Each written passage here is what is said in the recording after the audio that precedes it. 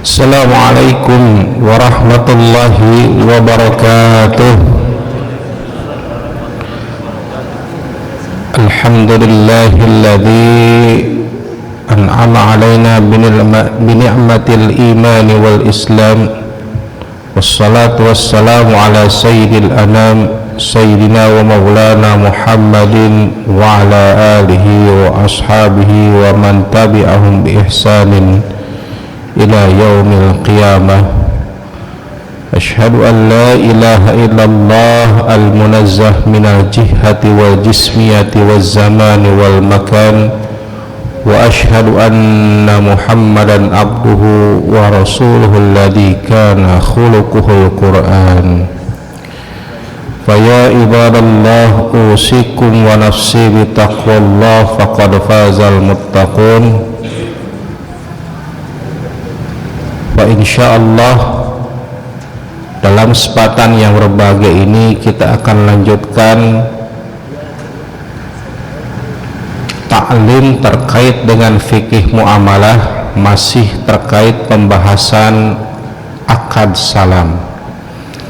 Dari pertemuan-pertemuan sebelumnya kita tahu bahwa akad salam ini sederhananya adalah akad pesanan di mana barang belum tersedia, belum jadi, tetapi pembayaran sudah dilakukan di awal.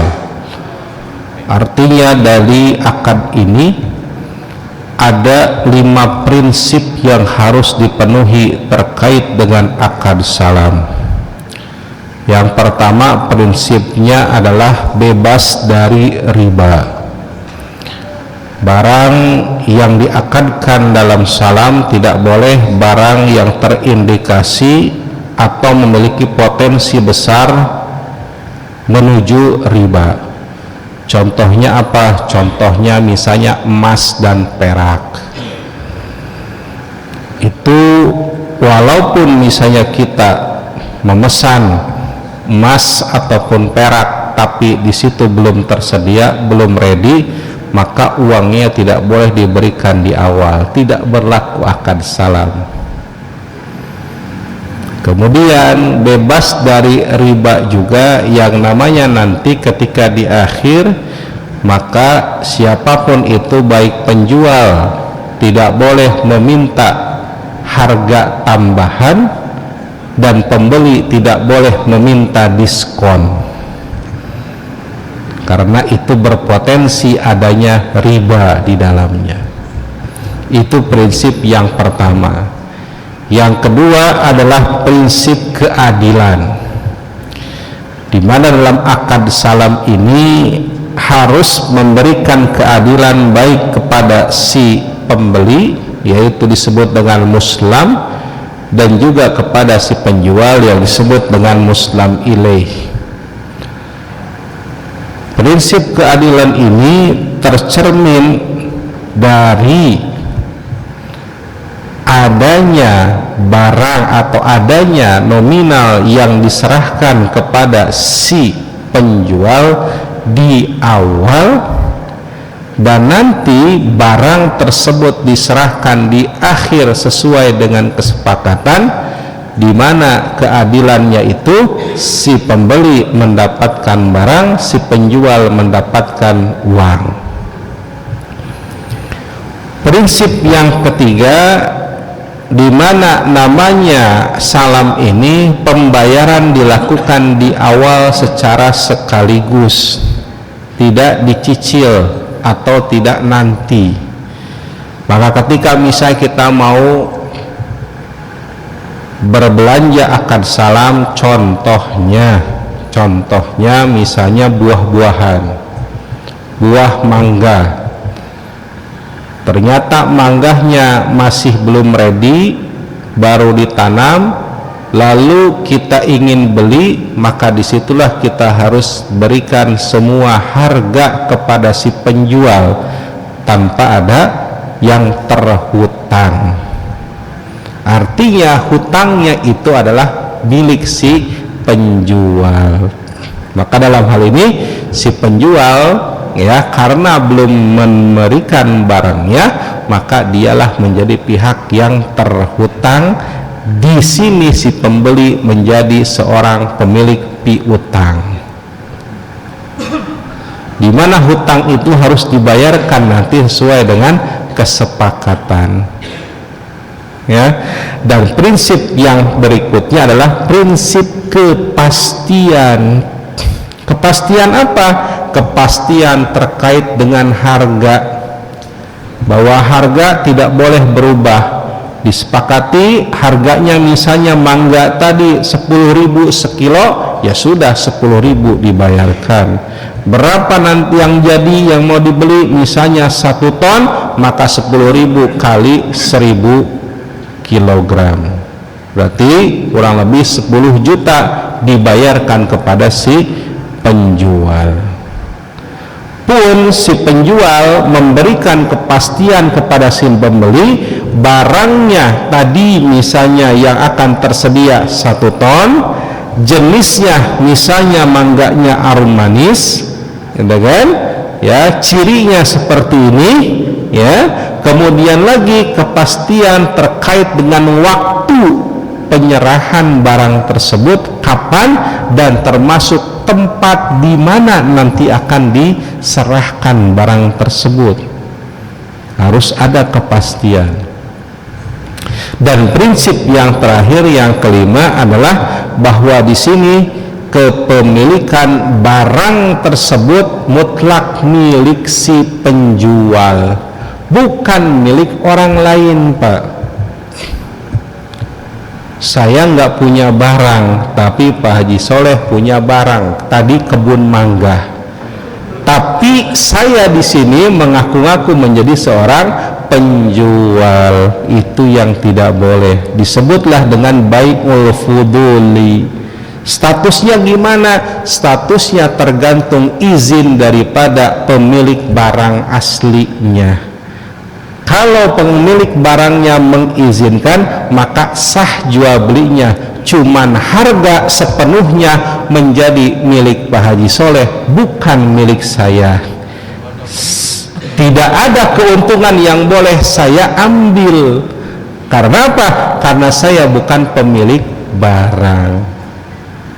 Ya, jadi hati-hati nih. Kalau misalnya nemu barang, nggak tahu Pak di mana ini, gitu kan? Contohlah Bapak nemu HP di masjid ini, ya, nemu HP, ditanya jamaah sudah pada pulang, diumumkan pun mau gimana lagi, orang pun di sini Pak, Masya Allah, yang datang bukan hanya dari sekitar perumahan Puri Raya saja, dari perumahan Stuk Jambe ada, dari perumahan mungkin Sirnabaya ada, ya, mungkin dari Johar ada, dan mungkin dari luar kota pun ada, Pak, datang ke sini. Akhirnya kita berinisiatif, sudahlah, gitu kan, saya jual aja. Saya jual buat apa? Ternyata uangnya buat sedekah ke masjid, gitu kan. Nah, itu disebut dengan jual beli fuduli, jual beli yang bukan haknya. Lalu datanglah si pemilik HP aslinya, nih nomor saya, dibuktikan misalnya, gitu kan, ya, dengan posisi ada GPS-nya, penelusuran GPS dan lain sebagainya, ternyata betul pemiliknya. Nah, maka di sini keputusan tergantung kepada si pemilik tersebut, mau mengizinkan barang itu terjual atau tidak mengizinkan. Kalau mengizinkan, ya sudah, uangnya berarti sudah menjadi sedekah. Kalau tidak mengizinkan, yang menemukan barang tadi, HP tadi, wajib mengganti senilai dengan HP yang dijual. Ya. Nah, jadi hati-hati kalau nemu barang, ya, lebih baik mungkin ya diloskan aja, dibiarkan saja, ya. Tapi kalau misalnya terasa barangnya ini berharga dan kemungkinan kalau tidak ada yang mengamankan jatuh ke tangan yang tidak, gitu kan, tidak baik, ya, atau mungkin bahkan disalahgunakan, ya lebih baik diamankan, ya, diamankan. Misalnya boleh ke kantor polisi setempat, atau mungkin ke aparatur desa setempat, atau mungkin yang terdekat dengan kita. Yang penting lebih baik jangan mengamankan di dalam rumah atau untuk diri pribadi, takutnya, khawatirnya nanti terjadi fitnah. Oke, hadirin ma'asyiral muslimin jamaah rahimakumullah. Oleh karena itulah dari prinsip-prinsip tadi ada beberapa syarat yang harus dipenuhi dan juga etika dalam jual beli salam. Dan syarat ini setelah dipaparkan oleh para ulama, juga etika ini setelah dibahas oleh para ulama, di Indonesia dibuatlah fatwa Dewan Syariah Nasional Majelis Ulama Indonesia nomor 5 DSN MUI garing 4 tahun 2000 tentang akad salam. Apa aja syaratnya yang harus dipenuhi? Yang pertama tentunya tadi disampaikan pembayaran penuh harus di awal transaksi, ya, tidak boleh nanti diakhirkan. Syarat yang kedua, orang yang bertransaksi tersebut, penjual dan pembeli, itu harus memenuhi syarat sah jual beli seperti berakal, gitu kan? Tidak dalam masa pencekalan, ya. Nah, kalau balik dan tidaknya itu masih terjadi perdebatan antara ulama. Namun mayoritas jumhur membolehkan jual beli orang yang belum balik asalkan sudah tamyiz, Pak. Ya, bisa membedakan mana baik dan buruknya. Kemudian berikutnya, barangnya itu syaratnya harus barang yang halal, Pak, dan disebut harta dalam penilaian syariat, Pak. Halal, tidak boleh barang yang haram. Ya maaf ya, saya sebutkan misalnya haram itu jual beli misalnya daging babi, jual beli misalnya khomer, minuman keras, ataupun sesuatu yang memabukkan, menghilangkan akal seperti narkoba dan sebagainya, maka itu haram dari sisi agama dan bernilai harta dalam pandangan syariat Islam. Maksudnya apa, Pak? Maksudnya bernilai harta itu ada kemanfaatan di dalamnya, Pak. Maaf, kalau orang Islam misalnya datang ke pengrajin kayu misalnya, datang ke pengrajin kayu, lalu bilang ke pengrajin kayu ini dengan akad salam, Pak, mohon buatkan patung Yesus Kristus. Apa manfaatnya bagi orang Islam? Ujug-ujug datang ke tukang kayu, mohon buatkan patung Yesus Kristus, gitu kan? Atau buatkan misalnya patung salib. Apa manfaatnya buat Islam? Tidak ada nilai hartanya dalam syariat Islam, maka tidak boleh gitu, ya. Atau misalnya datang ke para pelukis, ya, lalu kita bilang dengan akad salam tadi, Pak, mohon buatkan lukisan dewa-dewi Yunani. Apa manfaatnya? Tidak bernilai harta dalam syariat Islam, maka itu tidak boleh, ya. Dan di satu sisi barang pun itu harus diberikan pada waktu yang telah, atau diserahkan pada waktu yang telah disepakati. Berapa lama? 10 hari, serahkan setelah 10 hari. Berapa lama? 3 bulan, serahkan setelah 3 bulan. Boleh nggak ada keterlambatan? Nah, para ulama, kalau keterlambatannya itu hanya ringan, ya, maka boleh. Cuman di sini berbeda pendapat para ulama, apa sih batasan ringan itu? Sebagian ulama mengatakan boleh mundur 1 hari, Ada yang mengatakan boleh mundur sampai maksimal 15 hari. Ada lagi yang mengatakan boleh mundur sampai dengan 30 hari. Tapi ala kulli hal ya, sesuai dengan ketentuan, sepertinya yang namanya jual beli salam itu harus tepat waktu, kecuali ada hal-hal yang urgent akhirnya harus diundur. Misalnya proyeksi panen beras itu contoh tanggal 30 Januari, tapi ternyata karena ada satu hal mundurlah. Nah, proyeksi mundurnya itu kan padi itu atau beras itu kan bisa diproyeksi Pak, mungkin 3 hari, mungkin 7 hari, atau mungkin bisa jadi sampai 30 hari. Nah, selama proyeksinya kemunduran itu bisa disepakati atau diterima oleh pembeli, maka itu tidak masalah. Ya. Kemudian berikutnya barangnya harus jelas Pak. Apa saja yang harus jelas? Pertama, ukurannya. Kalau kilo ya berarti berapa kiloannya. Kalau per meter berapa meterannya. Kalau panjang berapa per meternya misalnya. Ya. Kalau misalnya diukur berapa ukurannya, ya. Berapa pieces, berapa jumlahnya. Harus jelas.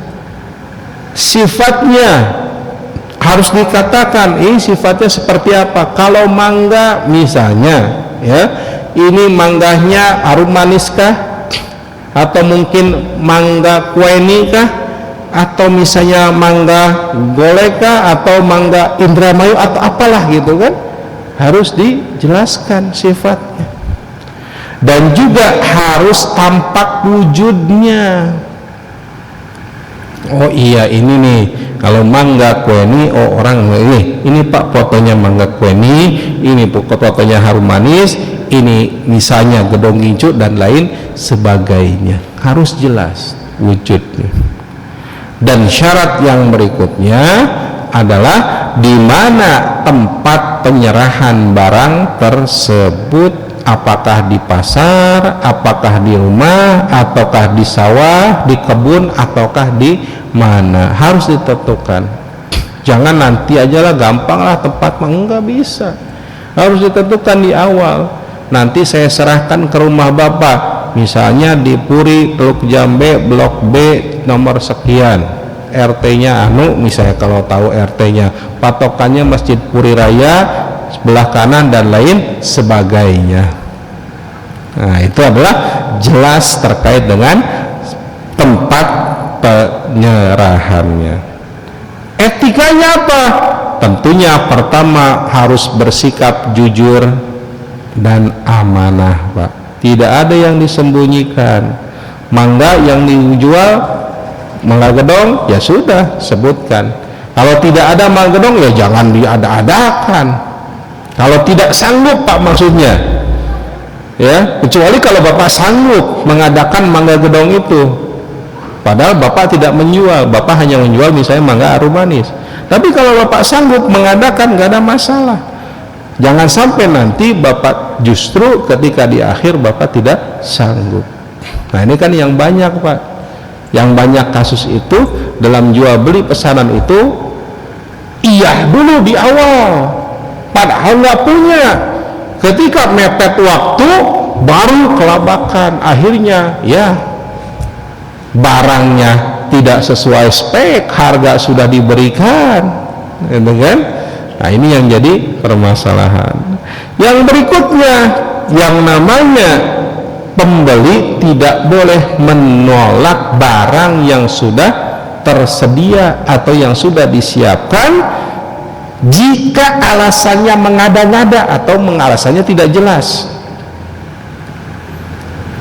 Alasannya misalnya tadi mangga, wah ini mah kok mangganya hijau semua kok, gitu kan? Ya mau gimana lagi, gitu kan? Ya, mangga itu bisa jadi ketika matang hanya hijau saja, bisa jadi ada kuning atau ada merahnya. Jangan mengada-ngada. wah ini mah manggahnya karungnya nih kayaknya karung bekas beras nih, wah sampai dibahas gitu kan. Saya nggak mau yang ngirim ternyata orang yang pernah musuhan dengan saya. Apa urusannya? Itu mengada-ngada alasannya. Tidak boleh menolak Pak pembeli. Tapi kalau alasannya jelas, fair, mangganya misalnya busuk, maka silahkan boleh. Tapi kalau hanya mengada-ngada, nah itu yang tidak boleh. Makanya hati-hati Pak dalam jual beli Pak. Tidak bisa, tidak boleh menolak barang pembeli kalau memang sudah disiapkan oleh penjual dengan alasan yang mengada-ngada. Hati-hati nih Pak. Ya, karena kan kita suka seenaknya ada. Saya sering lihat tuh Pak, orang yang beli jualan di sini ya. Kalau pagi seminggu sampai sana, kadang penjualnya sudah menyiapkan barang, gitu kan? Ya, tiba-tiba setelah disiapkan barang, pembelinya atau calon pembelinya mengada-ngada alasannya, apa ini enggak sesuai gitu kan, ini kok ini apa namanya ini kayaknya KW lah, gimana nggak KW Pak, harga 100.000 kok mau ori, kalau Bapak mau ori jutaan belinya, jangan beli yang di pinggir jalan. Orang sudah paham apa yang Bapak itu misalnya pedagang itu jual itu adalah barang KW, nggak ada yang ori. Nah ini nyari yang ori, maunya 100.000 lagi, yang ori mau 100.000, siapa yang jual? Itu mengada-ngada namanya. Bilang aja kalau nggak punya uang, jangan nawar-nawar Pak, kasihan penjualnya. Ini nggak bawa uang, nggak punya uang, nawar-nawar, ini bukan ori dan lain sebagainya, kasihan yang jual Pak. Ya. Nah, kemudian berikutnya, jika barang tidak sesuai, ya, maka disinilah lebih baik musyawarah dulu, atau kurang sesuai dengan apa yang disepakati, sebaiknya musyawarah dulu sebelum terjadi perdebatan atau bahkan sampai ke jalur hukum. Udah musyawarah dulu aja untuk mufakat. Ya cuman kurang satu, atau misalnya apa namanya hitungannya dari satu ton tadi ternyata kurang ya 500 gram, ya sudah apa namanya musyawarah aja, jangan hanya karena kurang dari 1 ton kurang setengah kilo atau 500 gram kita ribut sampai ke pengadilan, bayar pengadilan lebih mahal Pak dari mangga setengah kilo Pak, yakin ya. Jangankan sampai ke pengadilan, sampai polisi aja Pak, biayanya lebih mahal daripada Bapak beli mangga setengah kilo. Udah ikhlasin aja, selesai gitu kan. Mungkin karena di jalannya jatuh gitu kan, bisa jadi kan ya. Nah ya, kemudian berikutnya di sini etika berikutnya, penjual harus menyerahkan barang sesuai dengan barang yang telah ditentukan. Pembeli tidak boleh menjual barang sebelum barang diterima Pak ya. Jadi sebelum barang itu diterima, misalnya tadi mangga tadi diserahkan tanggal berapa, misalnya tanggal 30 Januari, ternyata sebelum tanggal 30 Januari ya barang itu belum datang, Bapak tanggal 15 Januari ya sudah jual ke orang lain, tidak boleh. Kenapa? Karena statusnya Bapak menjual barang yang belum dikuasai. Nabi Muhammad SAW melarang hal itu ya. Nah Rasulullah SAW anil bai malam takbidhu. Nah Rasulullah SAW melarang jual beli sesuatu yang belum digenggam ya, hati-hati. Jadi jangan dijual terlebih dahulu. Berikutnya, tidak boleh menukar dengan barang yang sejenis. Ditukerin sama penjual gitu kan ya. Ya maaf ya, misalnya beras sudah ternyata sepakat ini gitu kan, misalnya berasnya beras apa namanya pandan wangi, ternyata setelah di ini ditukar satu dua karung gitu kan, atau dioplos misalnya kan. Nah itu tidak boleh Pak ya. Oke, berikutnya, jika penjual menyerahkan barang dengan kualitas yang lebih baik, yang lebih tinggi, maka penjual tidak boleh meminta kelebihan harga dari barang tersebut. Kalau Bapak meminta kelebihan harga karena adanya kualitas yang lebih baik, maka itu termasuk riba namanya, Pak. Nggak boleh. Gitu kan? Mangganya tadinya misalnya KW, disepakati KW, ya ini anggaplah misalnya kualitas 2 lah misalnya kan, yang datang kualitas yang pertama, nggak boleh minta tambahan harga. Itu riba, Pak. Juga sebaliknya, kalau penjualnya menyerahkan dengan kualitas yang lebih rendah atau yang kurang, maka di sini pembeli punya opsi 2, Pak. Melanjutkan jual beli atau membatalkan jual beli. Kalau melanjutkan jual beli, Bapak tidak boleh minta diskon. Lalu caranya gimana kalau mau melanjutkan? Kalau mau melanjutkan, berarti Bapak nunggu si penjual mengganti barang yang sama sesuai dengan kesepakatan di awal. Kalau mau melanjutkan jual beli, gitu kan? Ya, di sini dan di sini juga si pembeli ini atau si penjual ini harus menyediakan barangnya sesuai dengan kesepakatan, tidak boleh kabur kalau mau melanjutkan. Kalau mau membatalkan, ya mau membatalkan, otomatis si penjual, gitu kan, menerima kembali barang tersebut, ya. Kalau dia mau kembali uangnya, mau mengembalikan uangnya, itu lebih baik. Tapi kalau ternyata penjual itu bilang, wah uangnya udah kepake, ya wayahnya cari yang sama. Loh, rugi dong? Tidak ada yang rugi karena barang sudah diuangkan di awal. Keadilan itu namanya, Pak. Karena si pembeli dengan si penjual sudah sepakat di awal, tidak boleh tidak sama barangnya dengan yang disepakati. Ya. Dan berikutnya yang terakhir, etikanya, kalau ternyata barangnya sudah selesai sebelum masa waktunya, tanggal 30 dijanjikan selesai, tanggal 20 Januari barang tersebut sudah selesai, itu pun sama, Pak. Selama syaratnya sesuai, Pak, maksudnya kualitasnya sesuai, kuantitasnya sesuai, ya, cirinya sesuai, ukurannya sesuai, semuanya sesuai, di sini sama, penjual pun tidak boleh meminta kelebihan harga. Ya, saya mau jual tanggal 2, sudah selesai di tanggal 20 barangnya nih, udah minta tambahan harga dong, gitu kan, bonus dah, nggak boleh. Ya, maka dalam hal ini si penjual tidak boleh meminta tambahan harga. Anggaplah itu bagian daripada amanah, komitmen yang dia bangun. Semoga di situ si pembeli tadi akan tergerak hatinya untuk senantiasa memesan dan membeli pada kesempatan berikutnya. Ya, nah hadirin ma'asyiral muslimin jamaah rahimakumullah, itulah mungkin yang bisa kami sampaikan terkait dengan prinsip, syarat dan juga etika dalam jual beli salam. Wallahu a'lam bissawab.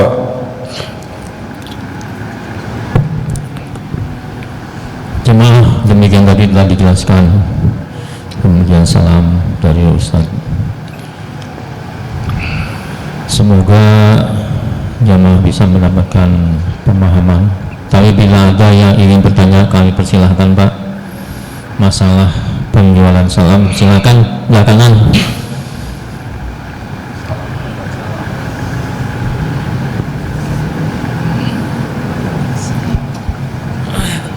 Assalamualaikum warahmatullahi wabarakatuh. Waalaikumsalam warahmatullahi wabarakatuh.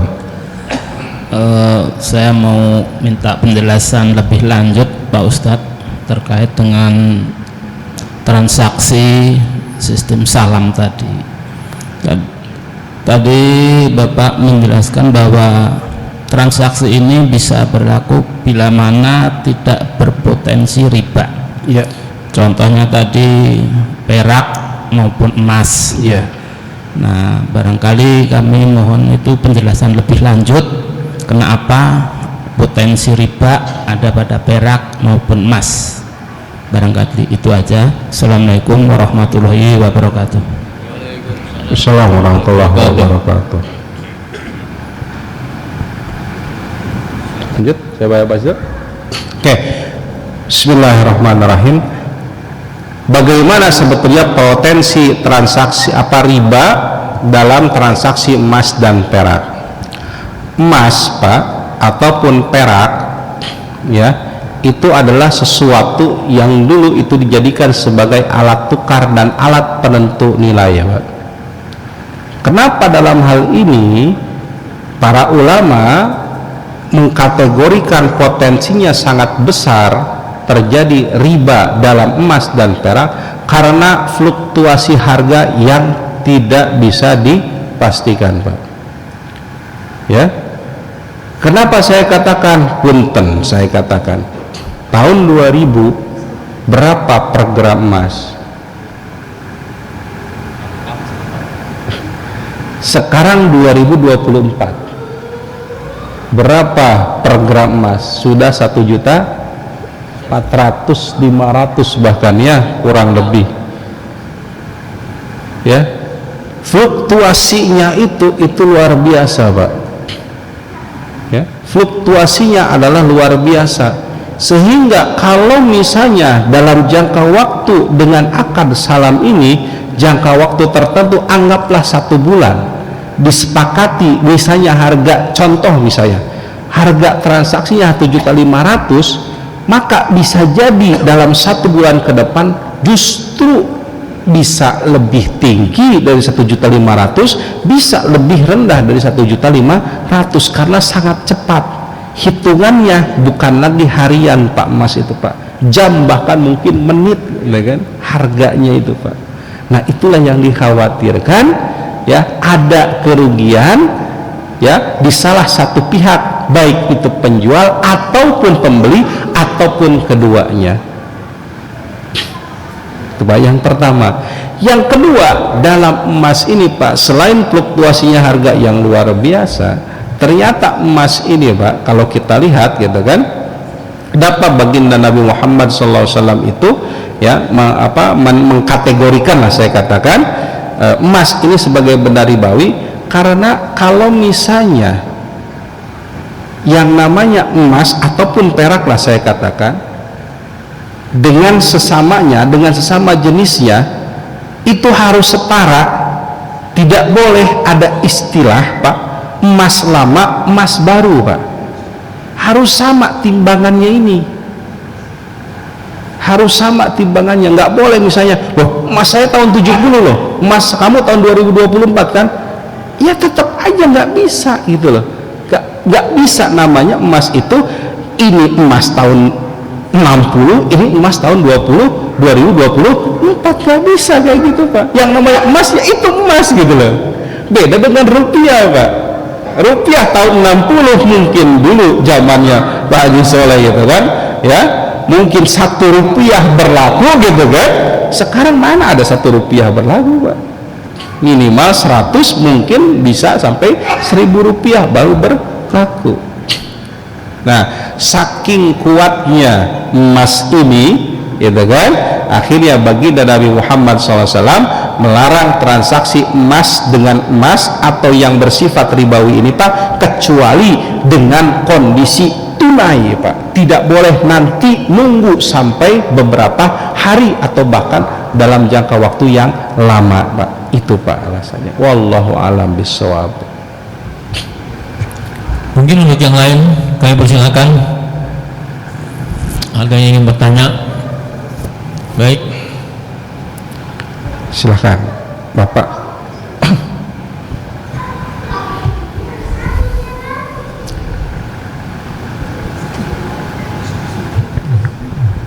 Terima kasih, Ustaz. Terkait emas tadi saya jadi malah nyambung dengan emas tadi, ya. Ya. Saya pernah ya coba-coba tanya gitu, ya, ke toko emas, ya. Ada yang jual belinya itu tadi berdasarkan tahun apa? Tahun dibuatnya. Oh, tahun pembuatan, ya, oke. Iya, jadi kan kalau tahun sekian harga sekian, beli dan jualnya gitu. Padahal kata Ustadz tadi kan memang bahwa ya itu bentuknya emas tuh, nggak ada apa. Apakah ini termasuk barang komoditi sehingga harus dikategorikan sebagai apa? Barang jual beli sehingga mengikuti tahun pembuatan, padahal kan yang wujudnya nggak berubah gitu ya. Iya, betul. Itu masih ada gitu yang jual beli itu. Tapi kalau lain yang nggak begitu katanya, ya harga emas sekarang itu harga emas sekarang juga gitu, nggak ada istilah tahun pembuatan gitu. Betul, ya. Itu masih ada praktek seperti itu gitu tadi. Oh gitu ya, baik. Masih ada. Saya udah cek beberapa toko itu, bahkan maaf ya saya bilang di Pegadaian sendiri, saya sebut nih. Ya, baik. Itu. Dan bahkan tidak menerima emas yang lama gitu. Jadi yang sekarang kan harus ada antang tuh. Oh iya, baik. Tapi boleh nerima kalau itu digadaikan. Jadi kalau namanya ngomong gadai, boleh dia menerima emas tahun berapapun. Bukan emas antang juga nggak apa-apa katanya. Oke. Tapi nanti ketika si penjual nggak sanggup membayar uang untuk bayar gadainya itu, maka itu akan dilelang katanya. Oh. Si emas yang bukan antangnya itu kalau ada kelebihannya akan dikembalikan ke si pemilik emas. Itu pertanyaan itu apa?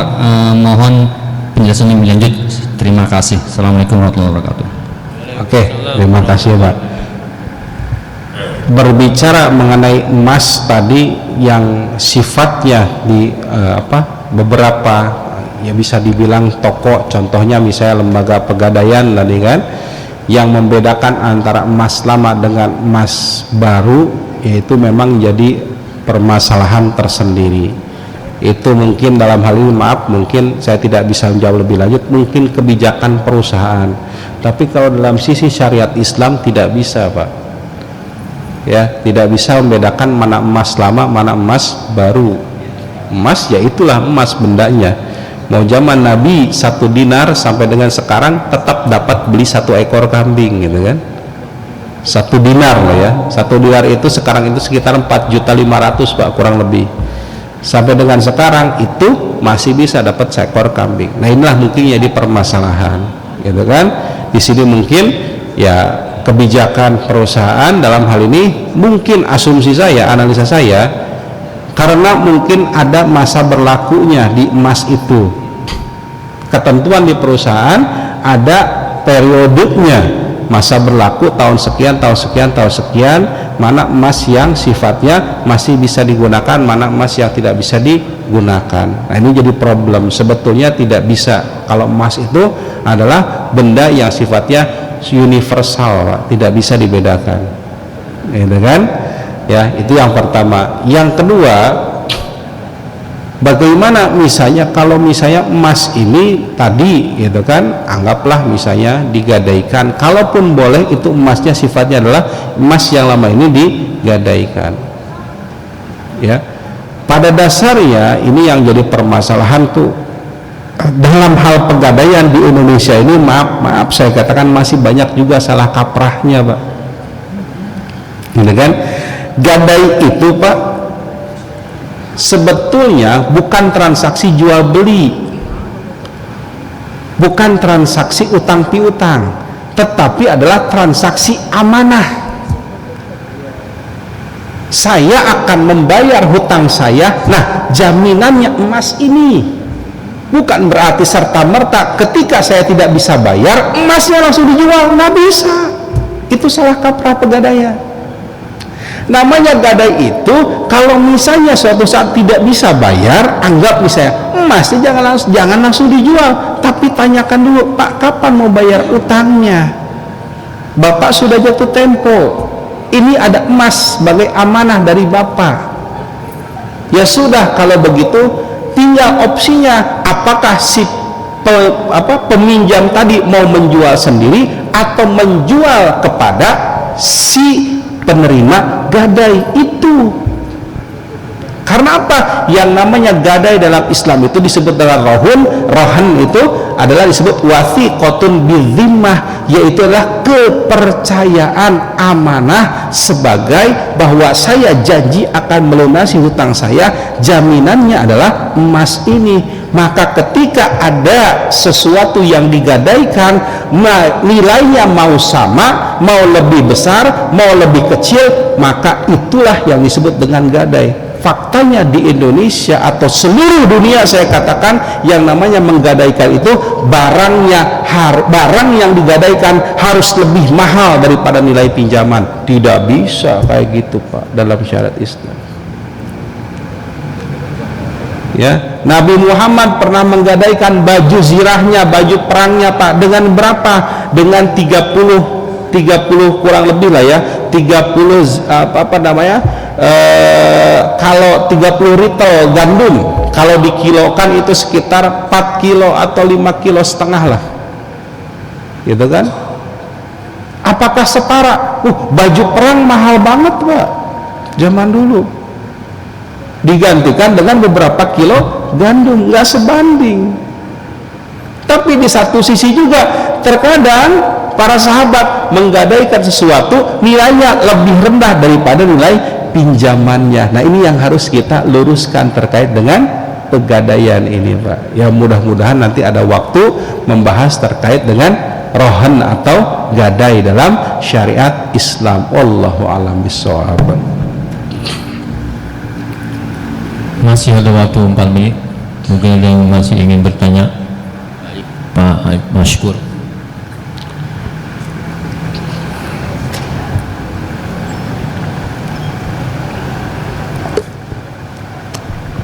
Bismillahirrahmanirrahim. Assalamualaikum warahmatullahi wabarakatuh. Waalaikumsalam warahmatullahi wabarakatuh. Singkat saja, tadi pembeli itu tidak boleh menjual sebelum menguasai barangnya. Ya betul. Bagaimana dengan makelar? Ya. Ya, terima kasih. Assalamualaikum warahmatullahi wabarakatuh. Ya, terima kasih Pak Haji.